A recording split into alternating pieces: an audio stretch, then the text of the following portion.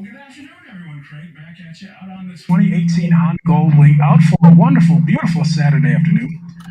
Just for a stroll, out for a ride. It's 66 degrees in western New York, and after really a cold week, all week long, it is nice just to have an opportunity where it warms up a little bit today.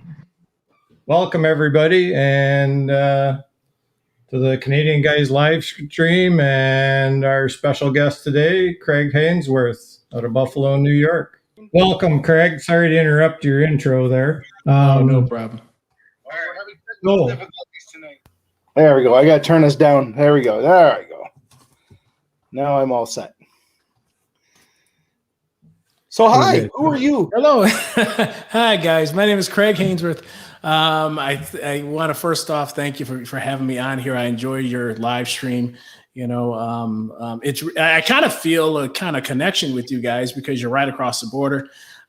So again, my name is Craig. I live in Buffalo, New York. I ride a 2018 Honda Goldwing along with a 2014 Honda Valkyrie, and I just got into motovlogging maybe about 2 years ago.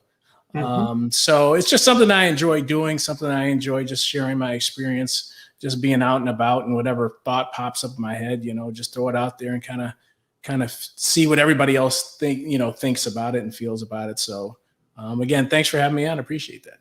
Hey, welcome, Craig. Thank you. Yeah, thanks for coming. So I guess we'll go around. So Kev, I guess you're next. Okay. I'm Kev. I'm Superman Kev 2001.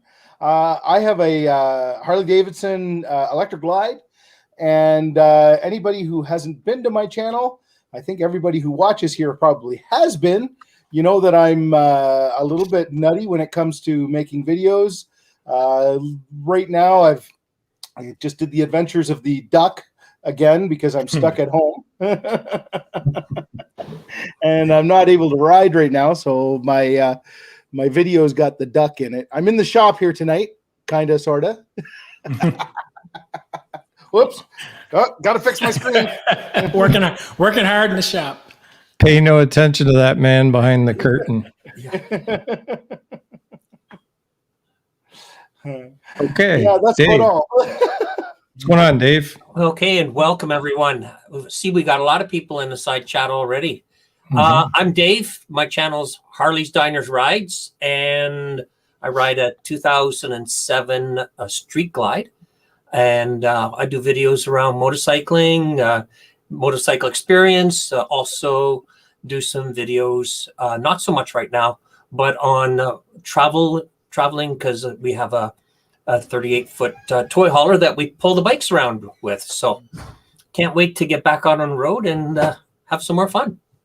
Yeah, you haven't really got a chance to try it out, have you? In the driveway. Yeah. Yeah.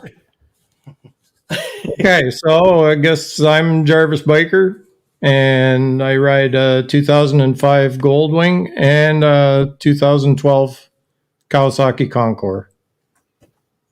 And so our topic tonight is going to be riding for questions to Craig. They'll be Goldwing or Valkyrie related, and for the other guys, just subtract that and add Harley Davidson or whatever you want. So Craig, so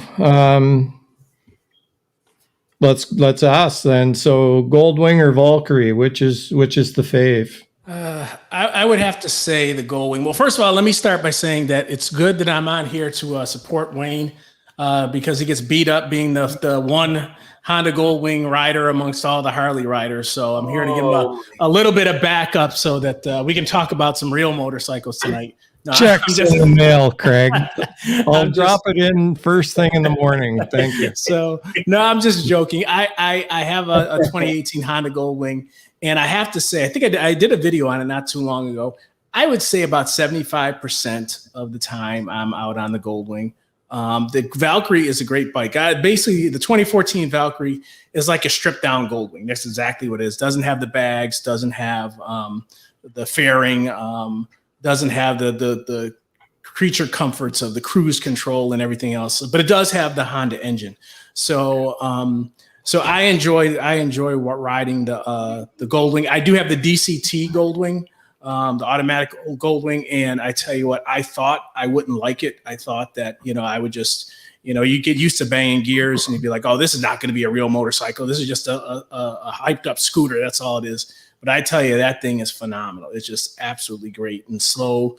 It really excels when you're doing slow stop and go stuff. So if you're in traffic and, instead of going, neutral first, second, back to first, back to neutral, whatever it is, and your clutch hand is getting sore because you're in and out of traffic, that's where that DCT is nice. And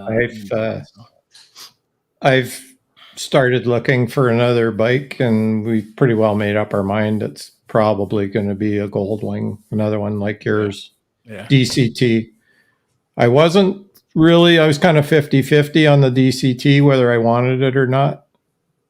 But then I broke my foot.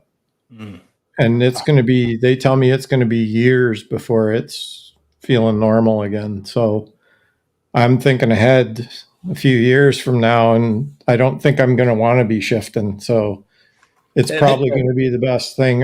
And when we get into your upgrades on your bike, I want to talk about your touring pegs, and we won't go into it much now, but that's another thing that would probably be the first thing that I would put on.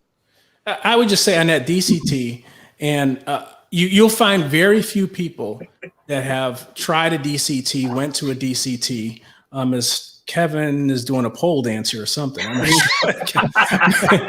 But you'll find very few people that go to the DCT that switch back. I mean, it really is, again, it's a phenomenal thing. I really hope that Harley comes out with a semblance of it, or I think you're going to see more manufacturers. They all are. They're going to, because the success that Honda's having.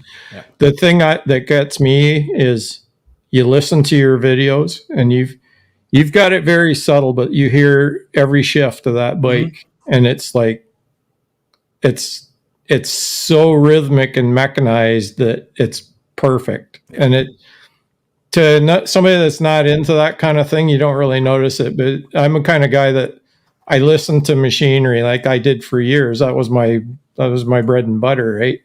You knew when something wasn't running right, and those bikes just the way they go, it's awesome. I love listening to your videos just to listen to it. I've got kind of a funny Valkyrie Honda Goldwing story I'd like to share with you, Craig. You'd probably appreciate it, having both bikes. A good friend of mine, his name's Dave as well. He has a Valkyrie, and his dad rides a brand new Goldwing. And they went on a motorcycle trip.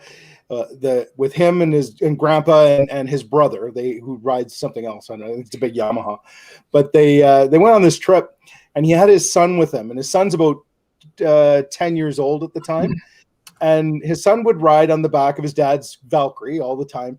But every morning he would say, "No, Dad, I'm going to go ride with Grandpa." And he said he was thinking to himself, he was thinking, "Wow, what a nice kid! He's trying to spread himself around with Grandpa and Dad and really share everything around." And then they got back to the hotel room at the end of the night, and he says to his son, he says, "I just want to say thanks a lot for doing that. You're really making Grandpa feel good, wanting to go on the bike in the morning." He goes, "What are you talking about? He's got heated seats." Yep. Yeah, you get spoiled. You do. I tell you, I think even with the Harley guys, with when you have the street glide and the road glide, and it just having a touring motorcycle, you get spoiled by it. Definitely. Yeah. For years and years, I rode a Honda Magna, so I get the Valkyrie thing. Yeah. I get it a lot. So, Craig, moving on to we'll move on to upgrades that you've done on your bike. Now, I've watched your videos, and all your upgrades, to an uneducated eye, you would really not ever notice that most of them. And so, I think if we could go over a few of them, let's start out with the F4 windshield. So yeah, when I got the bike, the windshield, the stock windshield was okay. It's decent, but again, for a touring motorcycle, you're getting some buffeting. So I switched to the F4. It was an easy installation. All you have to do is pop a couple screws and put it on.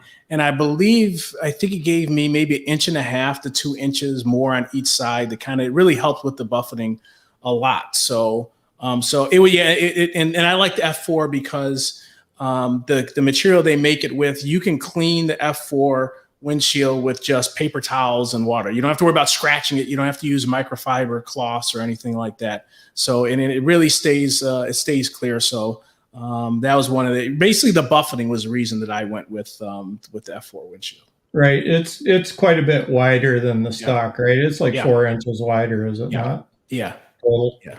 So, and I think aesthetically it looks a little bit better, I think, than the stock windshield. I even changed out mine. Now the original 05, the windshield is like a wall in front of you, but I went to the V Stream and it seemed to stop the buffeting of the rider, like the pillion riders around her helmet seemed to be, it seems to have deflected away to the sides a little bit better than the stock windshield. And it also deflects the rain better than the stock one. Yeah. So and I that's think an excellent upgrade. Now the F4 family, just a side note, the son of the F4 people is married to the daughter of the Ultimate Seats guy. They met at a bike show. Wow. So I met him at Toronto. Wow. At the bike show, and he was telling me all who he's connected with. So kind of an interesting thing that the two Goldwing families got together. So. Yeah. And I think Wayne, what you were saying about the upgrades to the Goldwing, I think with mine, I think a lot of Goldwing, I think Goldwing owners in general, our upgrades are always going to appear more subtle because we don't do any performance upgrades, or we rarely do. It's like when we get a Goldwing, we're not changing out the pipes. We're not, doing a stage 2, stage 3. We're not really doing performance modifications to the bike. Right. Everything we're doing is more for comfort and looks. For this, looks, aesthetics. So it appears to be a lot more subtle than what some of the other manufacturers. Well, I haven't ridden a DCT Goldwing, but from what I can see, there's not much around in that category at all that's going to get anywhere near it. As far as performance. Hey, Craig, are there engines or exhaust performances that you can do for your Goldwing? There are some people that do switch out the pipes. I think they do make slip-ons for the Goldwing. And they do like a Pro Tune addition that you plug into the harness. But I can say, Dave, I think I don't know anyone personally that's done that. Only because of the nature of the bike. I mean, if you're buying a Goldwing, you want it to be quiet, you want it to be comfortable, you want to strap your teddy bear on the back like all Goldwing owners do, and you want better mileage down the road. Yeah, and you want good mileage too. Right. So we're not looking to be heard. Like whether it's a good thing or a bad thing, I could say most Goldwing owners, I would say it's not a main concern of theirs to be heard with the grumbling pipes when they go down the road, or again with the Honda engine, you're not really doing many modifications to it. Yeah. So. Well, just so you know, I rescued a friend of mine. We rescued a 85 Goldwing Interstate, and I rode that for about 5 years before I switched over to my Street Glide. That's great. So it just a beautiful, comfortable bike. Great on the highway. Yep. Yeah. Foot pegs. So foot pegs, unfortunately for me, so I went with the two, you can see in the video, I went with the 2018 Honda Goldwing, which is the newer body style of the Goldwing when they switched to 2018. When I bought mine, there really weren't many manufacturers. There was Gold Strike, and I think Rivco made a foot peg. I went with the Gold Strike. They've been great for me. I definitely need the foot pegs for the longer rides because the riding position does, for me being 6'1", does give me a little cramped. So I'm glad Gold Strike came out with them. Quality product, no issues whatsoever with them. But I think for the 2018 through 2021, I think Kuryakin just came out with some foot pegs for them, I think. but there's not many manufacturers like you would Now have the with- Gold Strike, do they make for other brands? It's not just Goldwing related stuff. Well, is it? Gold Strike makes just for, well, Gold Strike is a Ciro subdivision. So Ciro, which makes, a lot of products for Harley and a lot of other bikes, they're a subdivision of Ciro, but they really concentrate on the 2018 through 2021 Honda Goldwing. So really that was one of your few ball games in town if you were going with accessories. So Well, they did pretty good for a first try because I looked them over pretty close, and I'm liking what I see, especially on the foot pads. We're going to go to next, I believe. Yeah, the floor pad boards they're like mini floorboards, and they are way better, way more comfortable than the stock pegs. So I put those on, and I could say that was a great upgrade. The highway pegs are definitely what I needed. Like anything else, seems like any type of accessory you buy for a motorcycle, you're going to pay through the nose for it. It's just the nature of the beast, but those were really two good modifications for the bike that makes it much more comfortable to ride.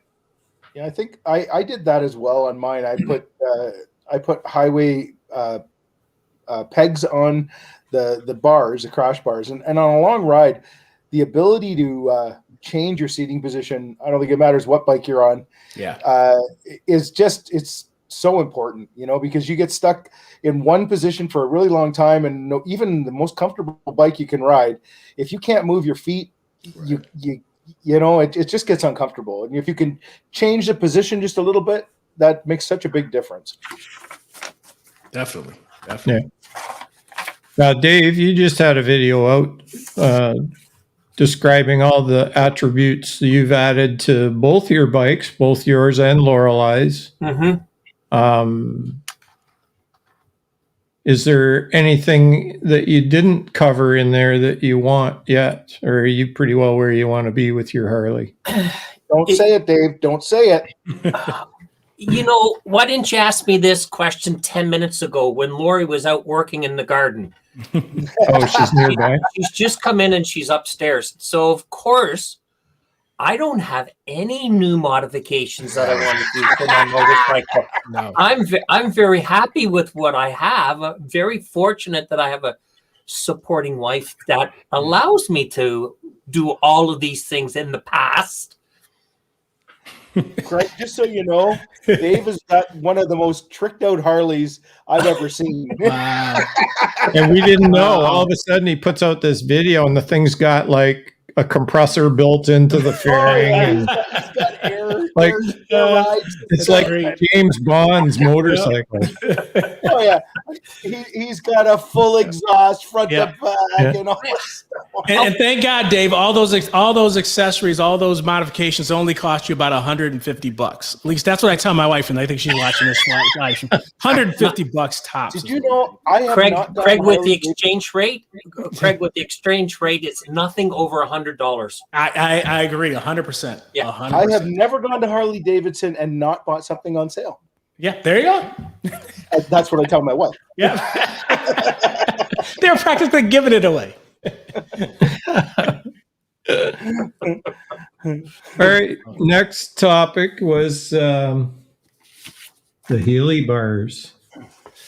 So Healy bars, I bought those the risers because I have extremely long arms, and I know most people. Let me back up, and I think I might be getting a little bit ahead of you, Wayne. But I did a seat modification, which pushed me back. So most people, when they get pushed back in the seat, they need to bring the bars towards them to be a little bit more comfortable. I'm the opposite. I have extremely long arms. I have 36-inch arms. What I was finding was as I'm riding, I'm cramped. The bars are too far back from me. So I got the Healy bar risers that allow you to push the bars up and out, which gives me more room. So again, that was another thing I noticed. Maybe after about 6 months of riding it, I was getting cramped, and so I ordered the Healy bars. Very easy installation. Great. So what do you find? What do you find with the bars being wider? Are you feeling stronger wheeling that front wheel around? Does it give you more power? It doesn't give me more power, but it's more comfortable. So when the bars were too far back for me, for my arms, what I was getting was back pain because like I'm Yeah. pulling back, and that entire time there's like tension on my back, and I was noticing on some of my longer trips that, man, my back is just hurting a little bit, and I'm like, well, I can't be the seat. I just bought a new seat.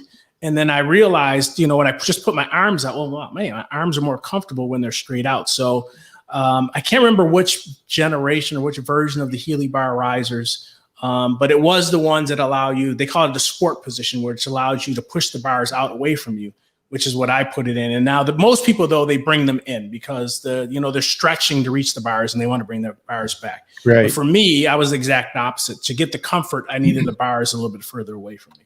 Now, when I bought the seat that I have, the ultimate seat, it didn't really move me back, and it came with the backrest, which I didn't have. So it is set to give me a more vertical posture. Like I don't get slouching and leaning back and hanging off the bars where you get that pull in your shoulders. The backrest is what I adjusted up for mine. Now, I am very interested in Healy bars for my bike that I have right now, just to turn it a little bit, and it's more for my wrists. I've been pulling wrenches since I was a child, and my wrists are pretty much toast. And I find that that's the only thing, just the way they hang. My posture is perfect, but I wouldn't mind being able to turn the angle of the bars a little bit. And that's what I'd be looking for. But it's an $800 upgrade for my bike. Oh, okay. Do you have to buy the whole bar set, the whole new set of bars? Yeah, I'd have to get the real deal, because that's one of the ones that have the right at the handlebar that all pivots like right around where your master cylinders are. Gotcha. So it's interesting because I rode a Hondas for years and years and years, and the amount of parts that are available for Harley Davidson for aftermarket stuff compared to Honda, it's like you can hardly find anything. Like when I was trying to find parts for my Honda, it was hard to find stuff that was correct, And I think that like that's the biggest difference I noticed with the two kinds of bikes is that the amount of aftermarket crap that you can buy, for your bike. Yeah. And that was one of the things when I was looking at whether I was going to buy a Goldwing, because it really was between a Goldwing and a Road Glide is what I was looking at. And I just settled on the Goldwing because I thought I was getting more features, more bang for my buck. I was getting more features in the bike. But Kevin, you bring up a great point about just the accessories that are available in the dealer network. If you have a problem with your Harley, there's Harley dealerships all over the place to fix your bike. You have a problem with your Goldwing, it's not that they're not there, but they might be a little bit few and far between depending on where you're at. So it really was a tough decision for me, but the Harley Indians, there's some good manufacturers, just make some great bikes. There are. You know what? I like Honda. I really do like Honda. I've had 4 or 5 of them. So they're great bikes. Mm-hmm. That was my first bike, was a Honda CB350. Honda Interceptor for me. Yeah, for sure. Winnebagos. Yeah. Well, I didn't come. My microwave works on my bike. That's all I can say. My microwave's still working. Ron came up with that. Winnebagos. Oh. I just called them lazy boys. Yeah. Oh. They are comfortable. Yeah. That's for sure. yeah, let's. I'm going to jump off topic just for a minute. Half Moto will travel. This will be his first Mother's Day without his mom. So I just wanted to make sure. I was thinking about you yesterday, bud. Definitely. Make sure everybody acknowledges. Okay, Craig, we'll get to the seat now then. So Russell Daylong seat. So I went with Russell Daylong after looking at a bunch of different, seat modification companies. I looked at Ultimate. I looked at Russell Daylong. I looked at Corbin. For me, the reason I went with Russell Daylong is I really couldn't find anyone that had any complaints about it. Even with like the Corbin seat, a lot of people like Corbin, but I would find some people would say, yeah, it was still too hard for me. Ultimate's great. The great thing about Ultimate is I think they let you ride it. You use the seat for 30 days or something like that and send it back. 14. It's 14 days. And send it back. But not on the custom ones. If you order custom stitching and all that, they won't bring it back because it's a personal thing, right? Somebody else isn't probably going to buy it because it's like they'd be lucky if they could find somebody to take a custom one. So the good thing and the bad thing, I'll say good and bad points about Russell Daylong. There's really no bad points. The good point is I love it. It's a great seat. You have to send them pictures of yourself on your bike. You converse with them. How do you want the seat? Do you want it to push you back? Do you want it to keep it in your same seating position? I would say the drawback is if you're going to get the modification, they have to use your original seat. So they're using your OEM seat. They're not providing you with a second seat. So you're going to be without a seat. So I always tell people if if you live in cold weather climates like we do, the best time to do it is November, December, when you can take your seat off your bike. The other thing to that is you can't go back, but the odds are you're not going to want to anyway. But I haven't had any issues with it. It's just been comfortable. Another quick story. When I bought my bike in Cleveland, Ohio, because that's the best deal I could get. So for me, from Buffalo, Cleveland's 3 hours. So I went down to the dealership. I picked up my bike and I rode it back. So I don't know, 200 miles or whatever it was, 180 miles. I can't remember what it was. But anyways, it's a 3-hour trip. My first day riding my bike back from the dealership, as soon as I got to the house, I got to change the seat. It's first day on the bike, and I was sore. And it's a brand new bike. And I said, I can't make it more than 80 miles on this seat without being sore. So that's what everybody says. The stock seat was just worthless. Yeah. So I think a lot of people who have the newer Goldwings, I think you're going to see most of them, unless you truly have an iron butt. You're going to be changing your seat out to something else. Cruise Man, he put an Ultimate on, but they gave it to him because he's got so many subs. They gave him a seat. Yeah. And he put it on and it extended. Like he's fine now and probably another year. Like mine's still every once in a while, like in the early of the season. Now it's either that my butt's just out of shape or the seat kind of stiffens back up a little bit. But the first few rides, it's a little bit, you notice it a little bit, but then now, like I've been riding since March, pretty much a couple of days a week at least through all this. And that Ultimate seat is it's a part of me and the bike. It joins us together. It's just, I was out all day Sunday. I rode for hours and hours and hours. And like I said to you before we went on air, I was almost home before I even thought about, oh, geez, I never even shifted in the seat yet. Yeah. Like I haven't even had to change position at all. And that's what I found. And I had a few guys that watched my video and then they commented that they tried it and they got rid of it in a week. And I went, you didn't give it enough time. Yeah. Like that first half of the first season, you have that seat. It's adequate. Probably not worth the $1,300 Canadian that you spent, but by the end of the season, hands down, worth every penny. Yeah, the Ultimates do take. They're not a sit on it and it's perfect. It's a break in, and it's that's just the way it is. You gotta put the time in on the seat to get it to work its way in. It's like a baseball glove. Yeah. Well, seats really make a difference, on your bike. Like I know other people that I know have street glides, and they'll say that the street glide seat isn't nearly as comfortable as what they put on the electric glide. And like my electric glide seat is really thick and cushy. And a lot of times what guys will do if they have a street glide and they're going on a trip, they'll buy an electric glide seat and stick that on, to go on the trip. Where, I'll buy a street glide seat and take my back off and make it look cooler, but they're not as comfortable. I really do like the one that I have. I think it's so important to, like you've done, Craig, to get a seat that you're going to be comfortable on. Like who would want to have to go 80 miles and you've got a bike that's made to go at least 300 miles easy, without stopping for gas. You don't want to have to stop every 80, Right. Yeah. Yeah. And I reference mine, the Ultimate. I reference it the same as it to me, it has kind of the texture of an airplane seat. Now you can sit in an airplane for hours and hours and hours, and you're not shifting around and doing all that. You just don't notice it. It isn't a problem. And it's kind of that same texture that it has. And it takes a little bit to get to that point. It takes weeks and weeks to get to that. But once you get into that, it's good. I haven't had the experience of sitting on a Russell yet, but it's probably going to come to that someday.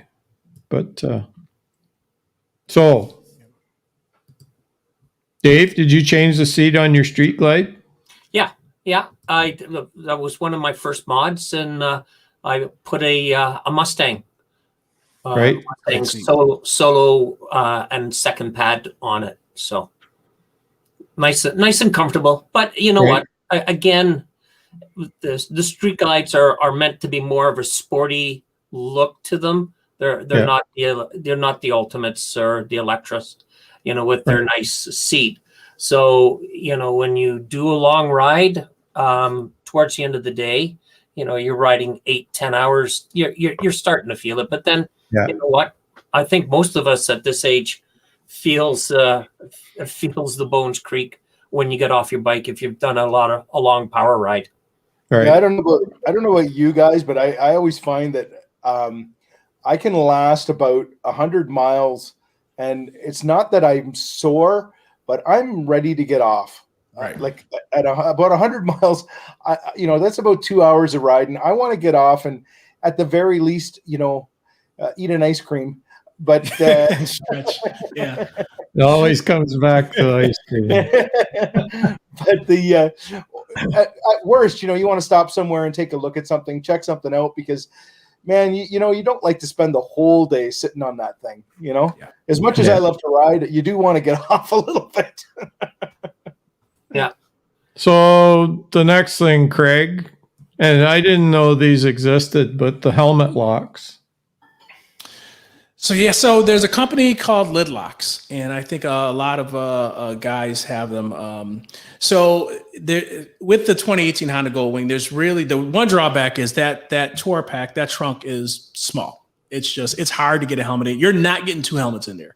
The 2021, they made the trunk. They made them big enough, so you can fit them in there. But the 2018 to the 2020, if I had my one helmet that I wanted to get in there, I would have to take my Cardo communication thing off of the helmet just to fit it in there. So what I did was I ordered a lid lock, which just goes on the bar end, and it just allows you to attach with that the piece there. You put that through the D-ring of your helmet, and it just hangs there, but it's locked on the end. So it just gives me an option to put to hang my helmet there and keep it locked off of the end. They sell them for both ends. I just got one, but they sell them for both ends. Here, they're keyed the same way.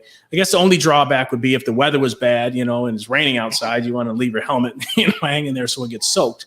But I just found it for me, if I had to lock my helmet and I had some stuff in my tour pack and there wasn't a lot of room for the helmet, then I could lock my helmet there.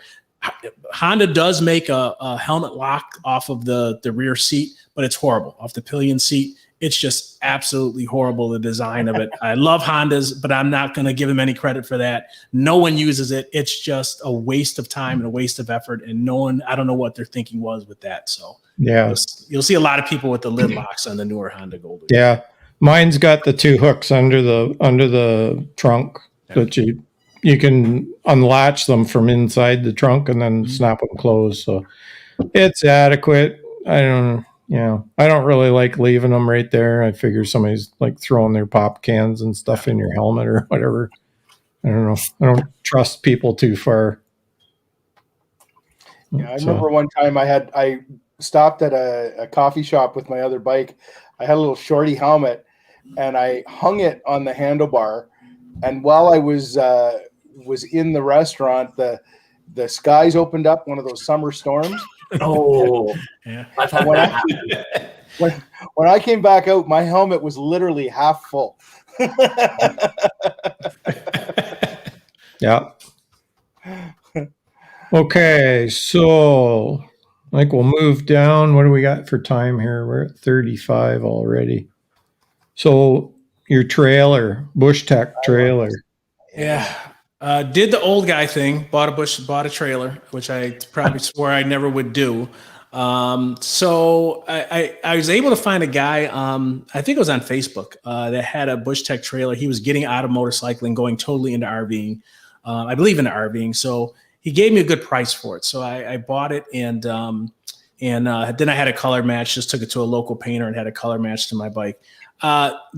Probably one of the best investments I've made. My wife and I have gone on 1 or 2 trips. In fact, we're getting ready to go somewhere this summer, and she just mentioned the other day, "You're pulling the trailer, aren't you?" And I'm like, "How much stuff you plan on bringing?" So, because I'm the type of guy.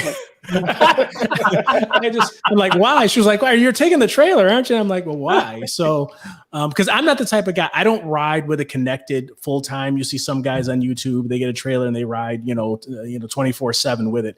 I only hook it up when I go, if I'm going out of town, if I'm going on an overnight trip. But I tell you, it rides great. You don't. People say this all the time, but it's true. You don't even know it's. Don't even know it's there. You got to pay attention a little bit when you turn because you're a little bit wider. But it just makes I said in one of my videos, the reason why I like having it is not that you can bring the kitchen sink with you. You still should try to pack somewhat conservative when you're going on a motorcycle trip, but it allows you, if you're out somewhere and you're visiting someplace and you see something and you want to bring it back, you don't have to worry, how am I going to strap this to the bike? How am I going to do this? How am I going to do that?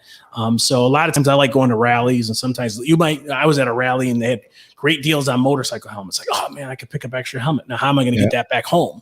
On my bike, is I don't know how I'm gonna do that, so, but it just allows you to bring things back it gives you that comfort of that. The other thing that they do is they make it so much safer. And the reason that they're safer is because if you have, say, a luggage rack, or say you're riding solo, but you got the back seat filled right up with luggage and bags and tent camping stuff, it's all up high on the bike. And if you get any side wind at all, even just with a bare Goldwing, if it catches you on an angle from behind, you can feel that back wheel squirming on the pavement going down the highway. It catches so much air in that configuration. And we used to travel without the trailer, and we had like a round tubular bag on the back, and it was probably 14 or 16 inches in diameter and about 2.5 feet wide. It was up there on that luggage rack on the trunk. It was like a sail. You get any side wind at all. We were going to New Hampshire. It was blowing us all over the road. And I thought right then, I'm going to find the flattest, lowest looking trailer I can find. So I went with the one I got, and it's just a car carrier on a trailer frame, but it's very torpedo wind tunnel shape that you don't know what's back there. I've had it where I forgot to latch the lid, and the lid got caught in the wind, and the lid was straight up in the air, open to the latches. Mm-hmm. And that trailer still, I didn't even realize it. I looked back and saw that the lid was open in high winds and didn't even feel it. Craig, do you? A little worried for a couple of seconds, but I would have figured it would have flipped it over, that big sail on there catching the wind, but it didn't. It was perfectly good. We got the lawnmower. So, Craig, you got a Honda lawnmower too? Yeah, I put the lawnmower in the trailer just in case I do some grass I want to cut along. So, are you a camper, or do you stay in motels when you go? No, I am not a camper whatsoever. I camp at Marriott's and Holiday Inn Expresses and all that other stuff. All right. So you camp like I like to camp. Yeah. That's as far, because that's as much as I rough it, is maybe a Radisson or something like that. That's okay. We're all the same, Craig. We're all the same. On the trailers, do you ride with others that have trailers of different brands, or? There's a couple guys here. I'm trying to think the guys. I ride with one guy that has a Can-Am, and there's another guy that has a Bush Tech. So, but I don't have experience with the other ones. I mean, I was looking at a Can-Am, and I was looking at a Can-Am before I bought the Bush Tech, And one of the motorcycle guys I know said the Can-Ams are really made for the spiders and they're wider. So they said, you know, you might want to stick with a trailer that's more narrow than the Can-Am. And but I know a lot Chris of guys. Caliente went to a lot of guys the are using the 62. Can-Am, and have had no problems with them. But I got such a great deal on that Bush Tech that I just I had to jump on it. Yeah, it looks good. It matches the bike perfect. Does your trailer, is your hitch one that swivels, or is yours just solid? It's a swivel. It's a Heim joint. So it's a pin that sticks up and swivels. I bought the trailer and bought the hitch and everything from Butch Tech and all the wiring harness. And I would love to say I put it on myself, but I don't do any of that stuff. So I just took it to the dealer, had him put the hitch on. Mine is just a regular trailer hitch, Kev. I just got a straight ball on it. The only thing I did do is I trimmed down the sides of it so that it could roll around on the ball a little bit more than I picked it up, and it's almost vertical before it actually goes to a stop. So if it's that high up, I'm in trouble anyway, so it ain't going to matter, you know. Yeah. I was at the bike show because I was interested, and I was looking at trailers, and I was looking at and the guy was showing me that, you know, the proper way to do it is with one of those swiveling ones. Right. Yeah. You can buy the ball that swivels. The ball itself is on a pivot, and just use a regular trailer hitch. But then some of the trailer hitches of the ball type, not his Heim joint style, they've got a full swivel where you can spin that ball around, like the ball hitch. You can spin it around 360, like there's no stop on it. So there's a guy here locally that had one, just a regular ball hitch, and was running that. And he was telling me that when he would go into corners sometimes, like on ramps, and depending on the wind, he could feel the trailer standing him up. You know, he's leaning, but the trailer's standing him up. So he switched to the swivel hitch or the ball. Mm-hmm. It depends on the ball too, because some of them have a very fat shank on them, and some of them are more ball, like the contour of the ball goes farther in and it's smaller in there, which for pulling that little trailer of mine was fine. So I looked for that and found one that allowed that to pivot right around, and it does not interfere. Like I think you'd pretty near be with the bike laying on the crash bars before that trailer would start to try to lift off the ground. It's got enough room. Yeah. I have no qualms with the way mine's set up, but I could see if you bought a different, cheaper ball that wasn't as fully contoured around it, you could run into where it would interfere with your riding. Yeah, for sure. So can I ask you guys a question, if you don't mind? Sure. So what are your thoughts on Port Dover? I heard that it's canceled this year. Well, let me say to all of you being on Ontarioites, is that what you call it? Do you normally attend Port Dover? And so what are your is it officially canceled, or what's your thoughts on that? No, it's not. Yeah, it is officially canceled because they're not going to have any vendors. Oh, okay. They don't want people. They've asked the township has asked people not to come. Okay. They don't want you there. That's the mayor has asked that they not come, and nobody listens to her. So there'll be bikes here. No, I'm 8 minutes away, Craig. I'm in Jarvis. So right. when you came that 2 years ago, when you came up here, you probably came right up Highway 3 and into Jarvis and turned left and went to Port Dover. You went right past my house. Wow. And plus too, right now, we're in a provincial lockdown until the 20th, of May, which may last a little bit longer. But, you know, I think August is when the Friday the 13th is. So who knows what the state of Ontario will be like in August. You know, we still don't know if the border will be open either. You know, we could. Right. Yeah, borders or things could open up, right? Just depending. It's kind of. I think we'll be right on the whether it's good or bad. Yeah. You know, it'll be. Yeah. But they're starting to get everybody vaccinated. But But if it's open, listen. If Dover's open, you know, we always make the trek down, and both Kevin and I have made videos of, you know, the Port Dover rally. So you know.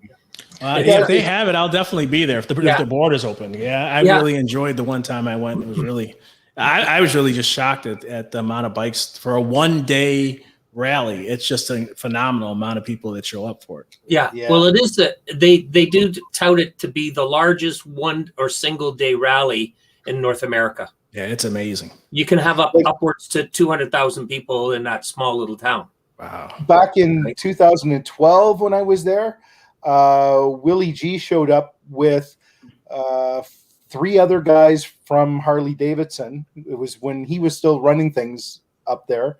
He came with a CVO Harley Davidson, and he brought 3 other bikes with him. They were all really super nice, brand new bikes, and he was signing autographs and talking to people and all that sort of stuff. So, I mean, it's a big enough deal that, you get Harley Davidson paying attention. So it's, Yeah. It was pretty cool. One of the ones I always remember was in July, and you probably remember this, Kev, because people were driving into town and they would get on a street and they'd get blocked in. So they would just abandon their bike. They would just put the kickstand down, park it where they stopped, and walk around. Wow. And it was just that was one of the ones that was over 100,000 people in that small town. And I think Dover is what, Wayne? 6,000 people live there? Yeah. It's very small, and then it just explodes on Friday the 13th. Yeah. Wow. It's incredible. Well, what they did that kind of wrecked it was they started selling these temporary permits to put up your little tent sale place and sell T-shirts on the street. Well, they were putting it right in front of the people that the taxpayers' businesses, blocking the entry to their place and covering it up.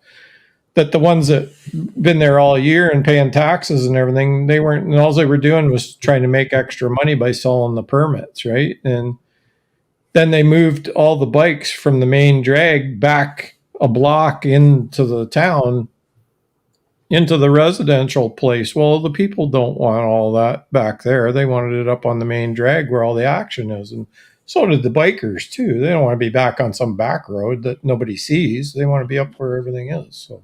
Yeah. I think it was 2019. They took all of the vendors and they put them in the park.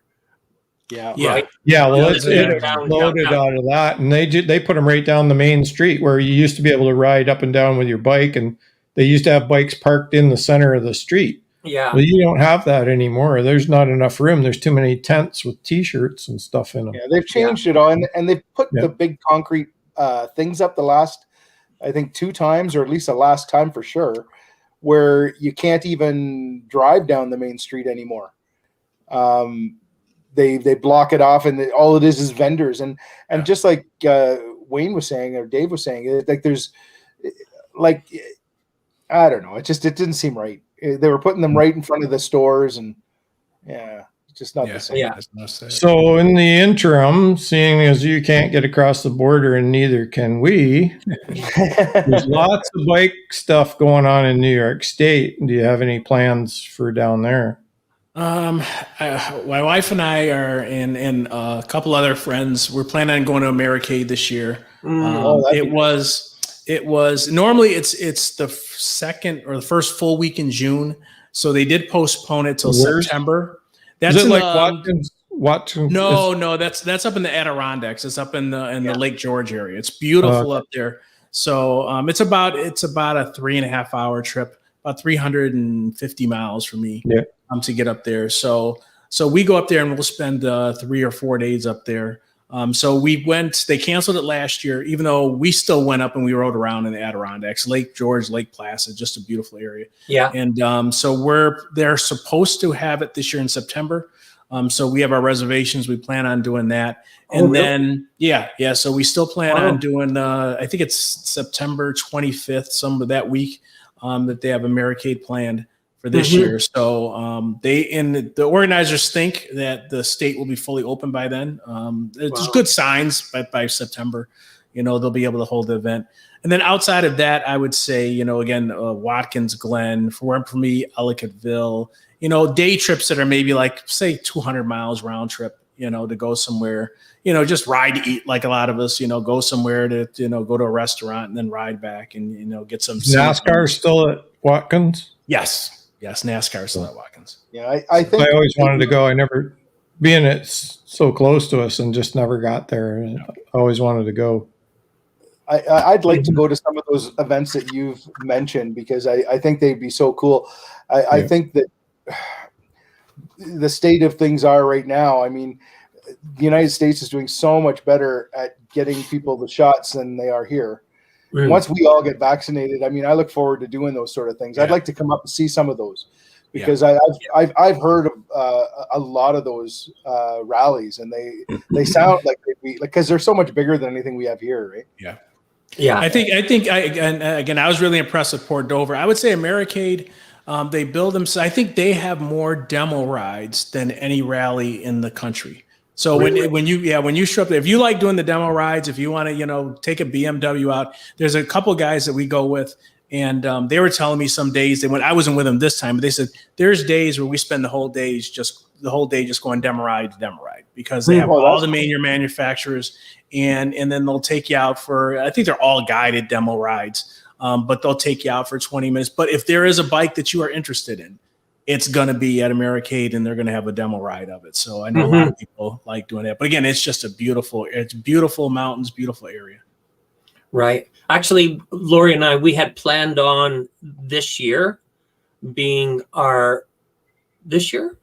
Next year is supposed to be our trip to Americade.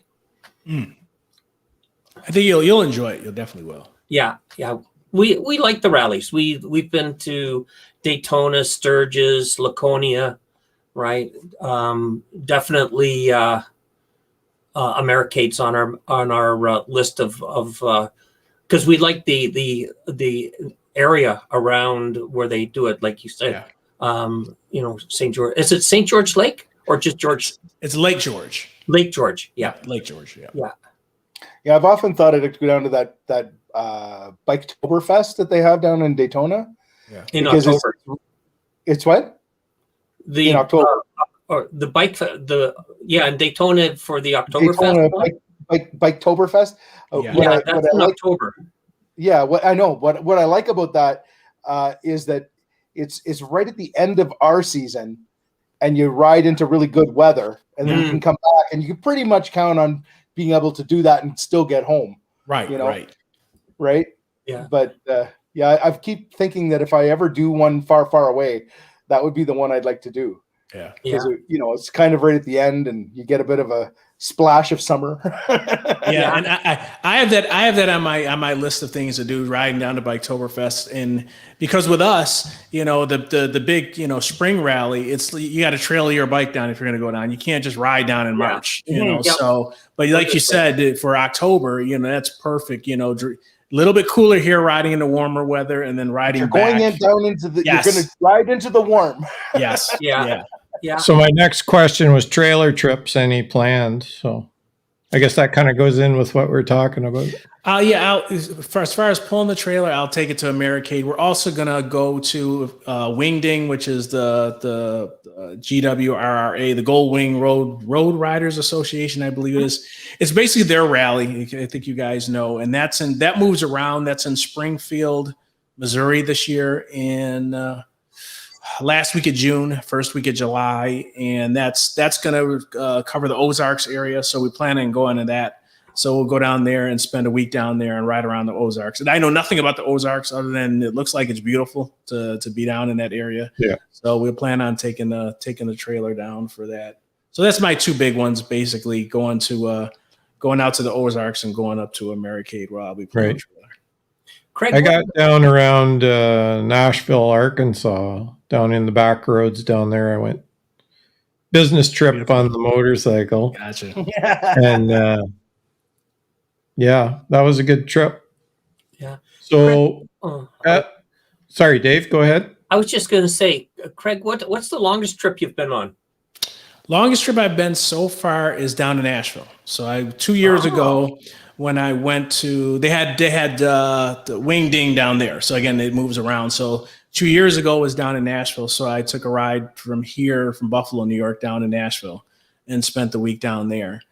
So it was a beautiful trip. Nashville is a great city, great city and to me, I think I said this in one of the other videos, when you're doing these trips, especially if you're going to a rally or you're doing something, I mean, the trip is, really to me, the most, the nicest thing about it is your trip down and your trip back, making it comfortable, going to the rally, but you want to be somewhere where there's stuff to do at the end of the night when you get off the bike. If even it's just walking around, people watching, you just want, and Nashville has all the different music. I thought Nashville was just country music. No, they have everything down there. And we were out on a Tuesday night, and you would have thought it was a Saturday night anywhere else with all the live music. So it really was a great, great city to have that in. I rode by Nashville on the interstate at about 8 o'clock at night, pitch black, overcast, but you could clearly see the city as I turned to head for Memphis. Mm-hmm. What a beautiful skyline. Oh, yeah. If you see it at night when you're coming around there, you just it looks like a bloody circus. There's just lights and everything going on. It's something else to see. Yeah. My one buddy. Oh, sorry. No, my one buddy who has the Valkyrie. He goes every year to. There's a huge Valkyrie meet somewhere. Yes, in the States, and he goes to this and he loves it. And he goes with a couple other guys that have Valkyries. And he was telling me all about it. He said, it's the one place, how we were talking earlier where we were saying it's hard to find parts for Hondas. He says he goes to that meet specifically because any manufacturer who makes parts for his Valkyrie is there. Yeah. I did from Jarvis to Memphis in 16 hours. Wow. In the rain. Wow, that's a lot of riding. It rained from Cincinnati till I got just to the cutoff to turn in.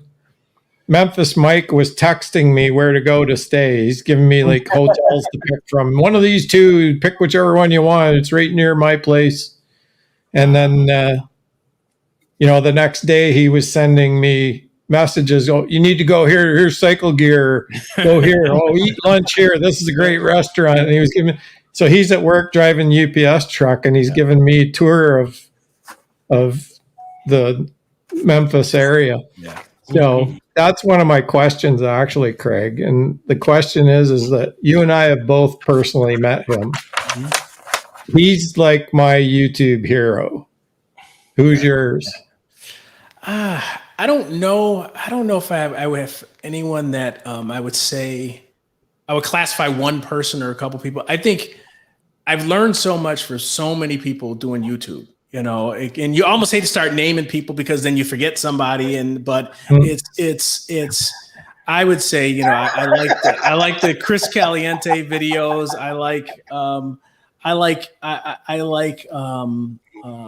some of the videos with newer guys just riding. I love the Superman. I don't know if you ever heard about Superman Kev 2001. He's just the hero of mine that, he wears a cape. But no, I think anyone, I know it's going to sound like a cop out, but anyone that's bold enough to get on YouTube, to put a camera in front of their face and a microphone up and just share their life and share their experiences, good and bad on a motorcycle, I'm with them. I watch them all and I appreciate it. Yeah, I'm with you. Well said. I watch so many different YouTubers and I always enjoy when somebody does something a little bit off.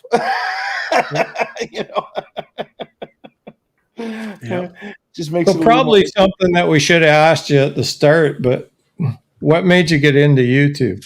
What was Actually, it was, I'll start by saying this. I actually didn't start, I wasn't thinking about doing a YouTube channel. I started watching RV videos. So let me back up a little bit. I didn't even start riding a motorcycle until I was 51 years old. I wasn't one of these guys that had been riding since I was a kid. I didn't ride at all. I had no, I hadn't anything against it. It's just, I'm living my life, raising my family. And, and I used to think motorcycles were just transportation. It's just like, oh, I don't know why they would ride a motorcycle when you get in a car and go to the same place. So I didn't really get it.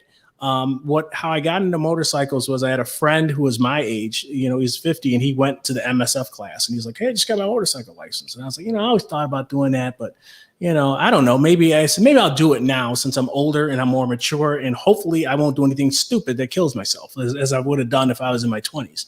So, but how I got into it was I started watching RV videos because at one point years ago, I was thinking about buying an RV.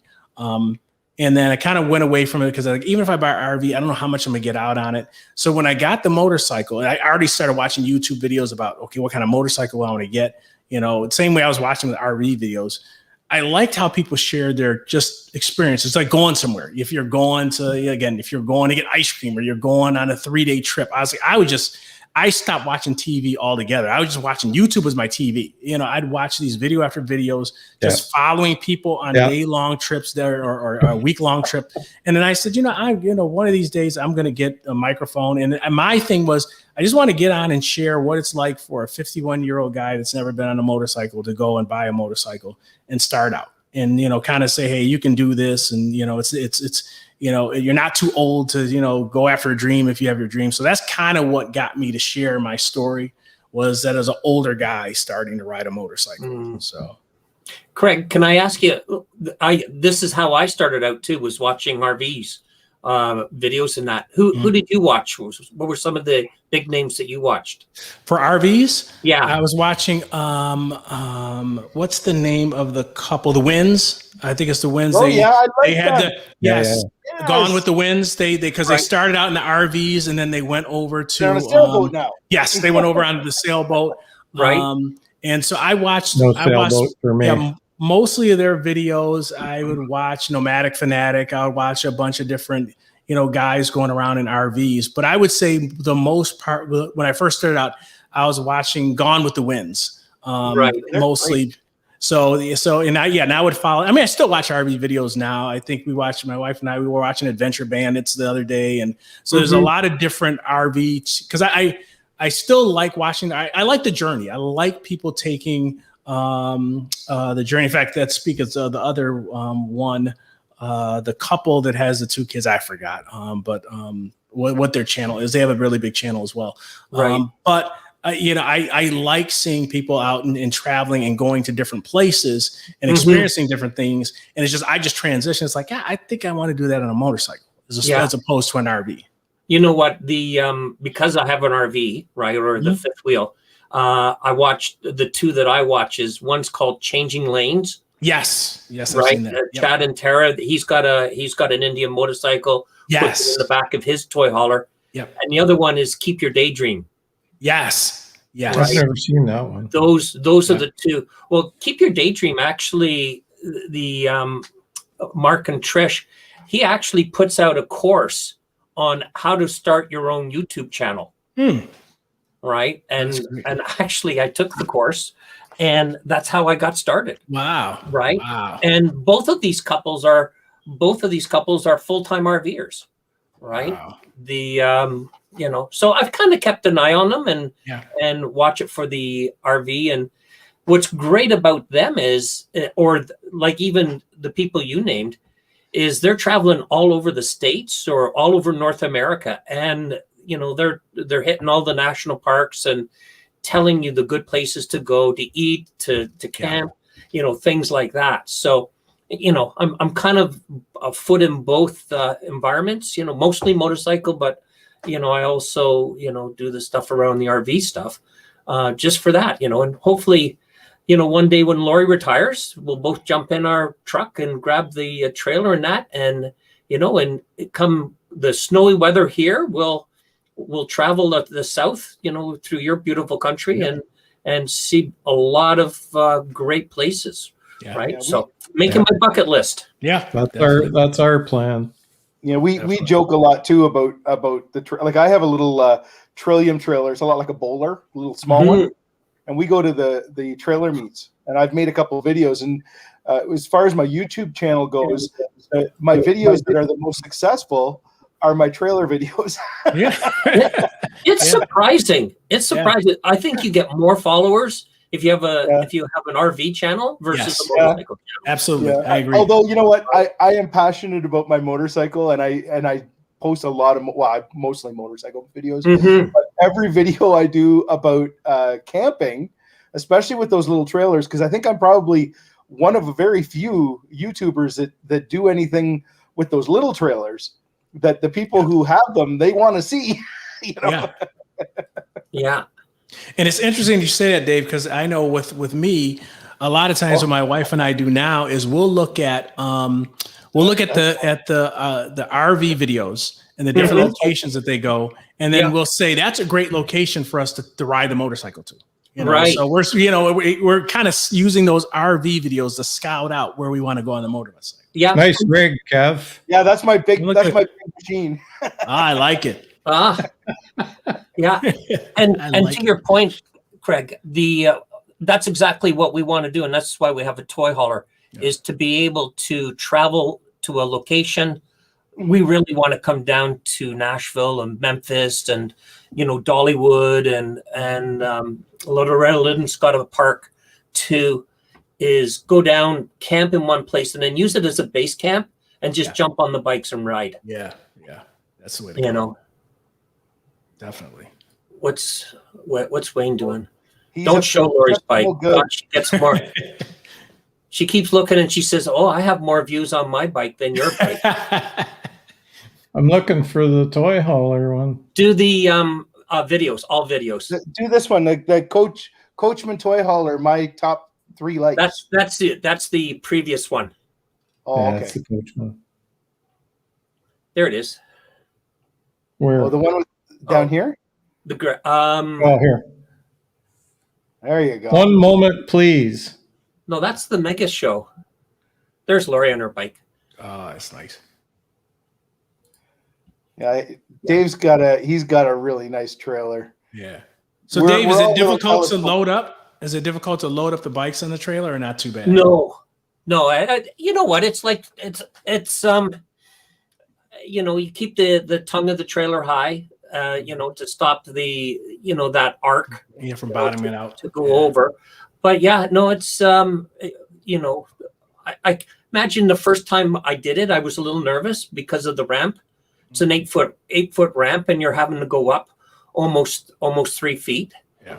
And the first couple of times a little bit anxious, but now I'm so used to it. I just drive right into the back.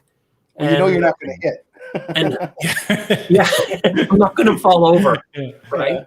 But yeah, no, I get both Lori's and my bike in the back of our toy haulers. So, and they're big, they're built that way. So we've got a 13-foot garage. So when you go on, trailer. yeah, you know what, you go on this, I belong to a Facebook group for the Wolfpack toy haulers, and people are parking side by sides in the back of these toy haulers. Wow. It's just amazing what they put in there. Wow. Right? That's something. So I said to Lori, maybe we should buy a golf cart for when we go down to Walt Disney and just take a golf cart down with us in the back. But yeah, Wayne, now you were looking at don't you be quiet. You were looking at an RV, have you? It's gone. Somebody got it. Somebody got it. Eh? Mm. It's one of those ones where somebody was taking the opportunity of so many people wanting to get out of the house. And so the demand for house trailers has gone through the roof. And Oh, yeah. basically they were asking what they'd paid for the trailer. Probably, I think it was a 2018 or 19 trailer. Hardly ever used, but they were wanting new price for it. And I kind of just, got it too. I balked a little bit, and somebody bought it. So somebody must have thought it was worth it, but I didn't. Well, there's But a it was lot. a nice trailer. But I think there's hardly any left. You know what? The great thing is, wait for a year after COVID.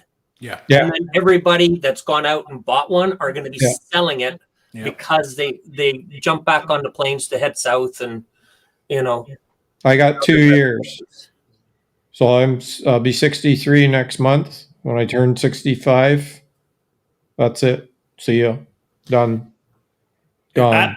I don't know if you see this in Canada, but just the market to get a motorcycle is through the roof. You Well, can't, that's the other thing. I'm looking for a bike right now. And I started looking around at the dealers for a very slightly used 18 or 19 Goldwing.